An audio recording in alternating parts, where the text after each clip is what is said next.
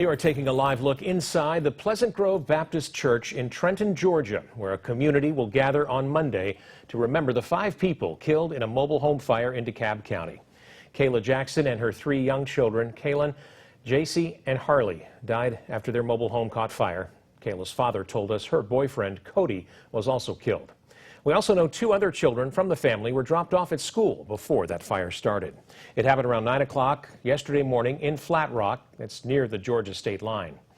I'm Dan Schaefer. WAAY 31's Will Robinson Smith is live inside the sanctuary tonight. He spoke with the pastor who will be conducting that memorial service. Will?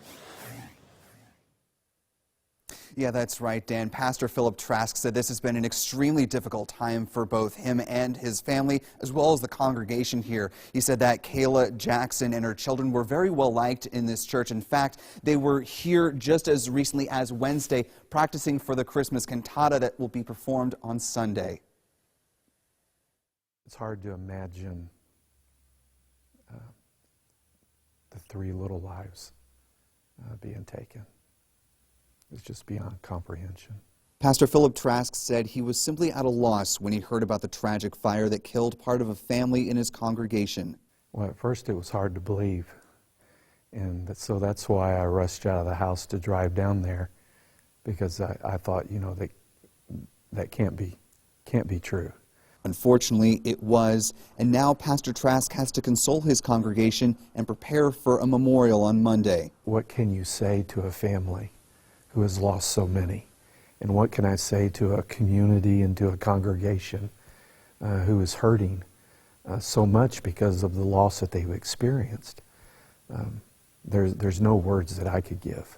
And so I will definitely go to God's Word and share with them what Jesus said. Pastor Trask said members of the congregation had delivered Christmas presents for the kids last week, and they were here on Wednesday to rehearse for the cantata set for this Sunday.